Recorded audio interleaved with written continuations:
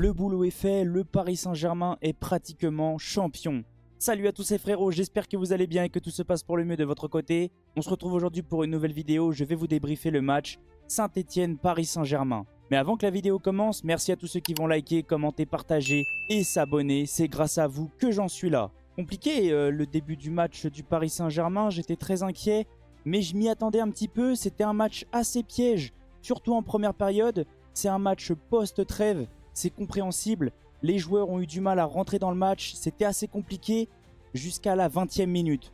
On a subi énormément. Saint-Étienne a fait une très belle entame de match. Et ça, faut les féliciter, c'était très agréable. Ce qu'ils ont proposé, j'ai eu l'impression que c'était à peu près le même Saint-Étienne qu'au match aller. Ils ont réussi à ouvrir le score, totalement mérité. Très belle action qui se finit par un but, très bien récompensé. Mais ensuite, le Paris Saint-Germain est revenu un tout petit peu dans le match. Les 15-20 premières minutes, j'ai 3 joueurs que j'ai trouvé un tout petit peu en dessous, voire beaucoup en dessous. Désiré Doué qui perdait beaucoup de ballons. Mais plus le match avançait, plus les minutes avançaient, mieux c'était. Et en plus, il a mis un doublé, donc sincèrement, c'était clairement mieux. Fabien Ruiz un tout petit peu en dessous aussi.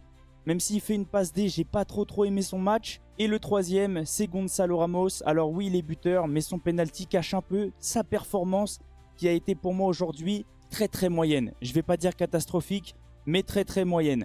Comme je vous ai dit, le Paris Saint-Germain a repris un petit peu le jeu à son compte à partir de la 20e minute. On a dominé, on a repris le ballon. C'était plus du tout le même match. Saint-Étienne était en grande difficulté, surtout physiquement. Le Paris Saint-Germain arrive à égaliser à la 43e minute sur penalty. Bien sûr, il y a penalty à 100%. Et Gonçalo Ramos se fait justice lui-même. Fin de la première période, un partout. Et je pense qu'à la mi-temps, Luis Enrique a pété un câble.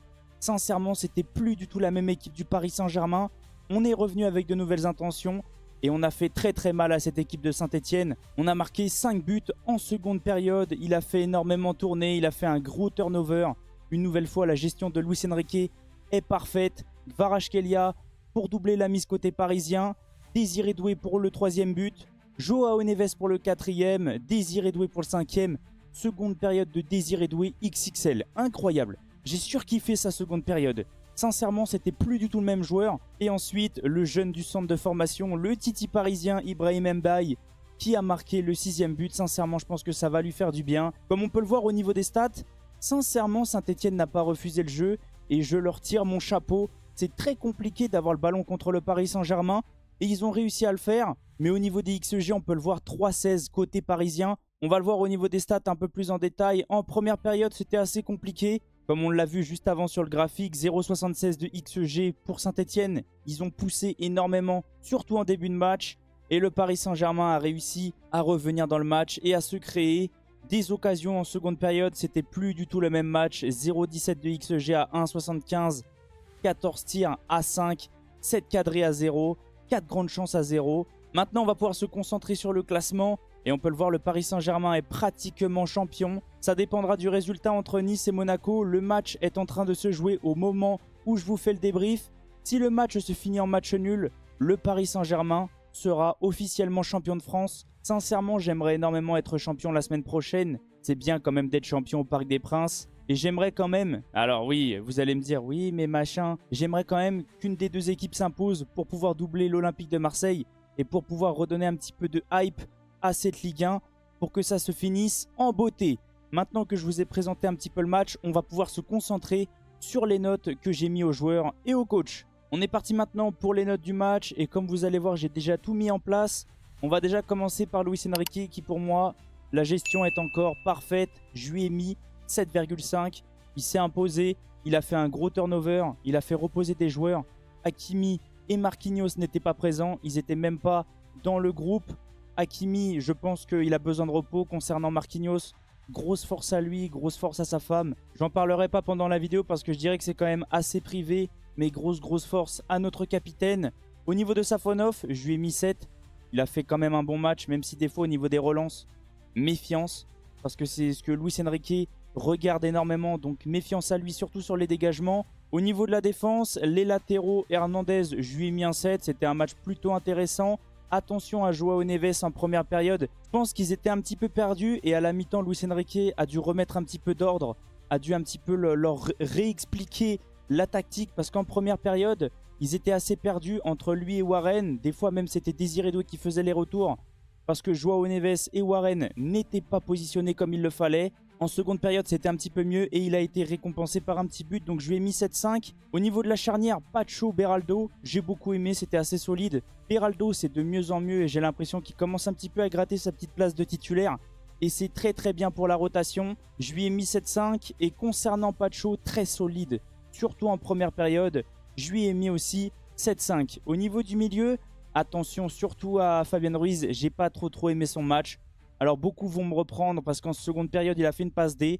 Oui d'accord, ok. Mais en première période, il a raté énormément de passes. Il a raté même des frappes. Pour tous ceux que ça intéresse, n'hésitez pas à aller voir sur mes différents réseaux. J'étais en train de péter un câble sur Fabian Ruiz. Sincèrement, en seconde période, c'était un petit peu mieux. Mais pour moi, il mérite une note de 6,5 et pas plus. Warren, 7 sur 10. Un petit peu perdu en début de match. Mais sinon, après, ça allait mieux. Désiré Doué, double buteur. En première période, surtout les 20 premières minutes, c'était assez compliqué. Mais plus les minutes avançaient, c'était de mieux en mieux. Je lui ai mis 8 sur 10 parce qu'en plus, il met un doublé. Au niveau de l'attaque, Bradley Barcola, je lui ai mis 7,5. Mais je pense que je peux faire un peu mieux. Je pense que je peux être un peu plus gentil. Je vais lui mettre 8 parce qu'il est triple passeur. Et en seconde période, c'était très intéressant ce qu'a proposé Barcola. Au niveau de Ramos, comme je vous ai dit, j'ai pas trop aimé son match. Très invisible. Il est très bon quand il est en super sub et ça, j'arrête pas de le dire. Donc même s'il est buteur, je lui ai mis 6,5. N'hésitez pas à me reprendre dans les commentaires si selon vous, les notes sont cohérentes. À droite, Kvaratskhelia, j'ai oublié son but. Mais pour moi, il fait un très bon match. Même en première période, il était énormément présent, surtout défensivement, quand le Paris Saint-Germain subissait. Donc pour moi, il mérite une note de 7,5.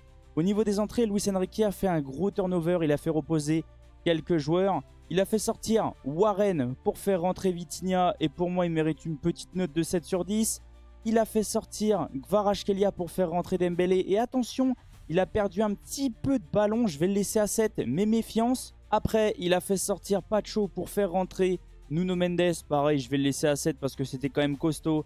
Défensivement, il a fait sortir Beraldo pour faire rentrer Kimpembe. Qu'est-ce que ça me fait plaisir de revoir Presco. Je vais le laisser à 7 aussi, même si on ne l'a pas trop vu.